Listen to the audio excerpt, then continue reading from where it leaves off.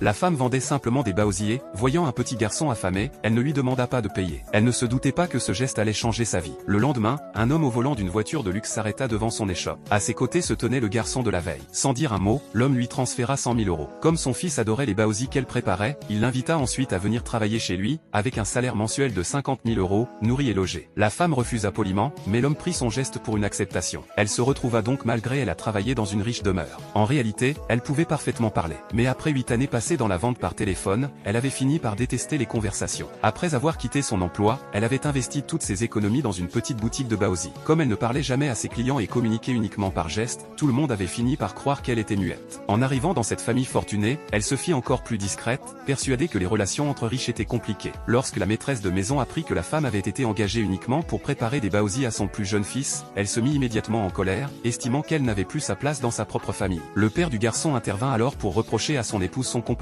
Selon lui, leur plus jeune fils avait quitté la maison justement parce qu'il ne supportait plus son caractère. Furieuse, la femme lui demanda de répéter. Il le fit sans hésiter et ajouta même que sa cuisine était mauvaise. Ce n'est qu'à cet instant que l'épouse remarqua la présence de l'étrangère. Elle demanda aussitôt à son fils de la renvoyer. Mais lorsqu'elle apprit que la nouvelle employée était muette, ses yeux s'illuminèrent. Enfin, elle avait trouvé quelqu'un à qui se confier sans risque. Elle décida même de licencier tous les autres domestiques. Comme la villa de 800 mètres carrés était trop grande pour une seule personne, elle prévoyait simplement de faire venir des agents d'entretien à temps partiel. La femme, elle, resterait vivre sur place et s'occuperait des 3 repas quotidiens. Le père trouva l'idée excellente. Ainsi, il pourrait se disputer autant qu'il le souhaitait sans craindre que les secrets de famille ne s'ébruitent. Mais cette remarque provoqua une nouvelle dispute entre les époux. Ne sachant plus quoi faire, leur fils conduisit la femme dans son bureau pour lui expliquer ses nouvelles responsabilités. Considérant qu'elle serait désormais l'unique employée de maison, il augmenta même son salaire de 50 000 à 100 000 euros par mois. La femme était aux anges. Au bout d'une semaine, elle avait déjà compris le fonctionnement de cette famille. Les parents avaient contracté un mariage arrangé sans amoureux.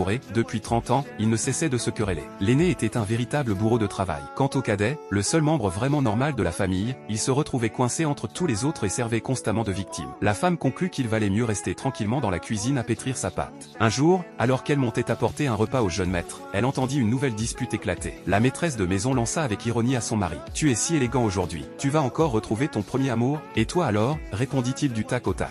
La dispute reprit de plus belle et l'homme quitta la maison sans se retourner. Dans l'après-midi, l'épouse vint trouver la femme pour se confier. D'une voix triste, elle expliqua qu'elle avait pris soin de se faire belle pour rien. Après 30 ans passés ensemble, elle s'était habituée à avoir son mari à ses côtés. Comme elle n'avait personne à qui parler, elle lui révéla toutes ses peines. Après tout, la femme était muette et constituait la confidente idéale. Contrairement à l'ancienne gouvernante, qui racontait les affaires familiales aux autres employés. Le soir venu, le mari rentra avec un bouquet de roses roses. À peine l'aperçut-elle que son épouse se mit à le piquer. « J'imagine que tu n'as pas réussi à offrir tes fleurs à la bonne personne. Mais ne les ramène pas ici pour me gêner. » Blessé et furieux, il jeta le bouquet à la poubelle. Une nouvelle dispute éclata aussitôt. Plus tard dans la soirée, il vint lui aussi se confier à la femme. Ce jour-là marquait leur 30e anniversaire de mariage. Chaque année, il essayait de célébrer l'événement dignement, mais son épouse trouvait toujours un moyen de le provoquer. Pourtant, les roses roses étaient ses fleurs préférées. Malgré tout ce qu'elle lui disait, il trouvait qu'elle était magnifique ce soir-là. Après l'avoir écoutée, la femme récupéra discrètement le bouquet dans la poubelle, retailla les tiges et arrangea les fleurs avec soin. Puis elle se rendit dans la chambre de l'épouse. Là, elle découvrit la maîtresse de maison en larmes, cachée sous sa couette. En voyant le bouquet tendu devant elle, la femme repoussa les fleurs avec colère. Mais à cet instant, la gouvernante sortit son téléphone et lança un enregistrement audio.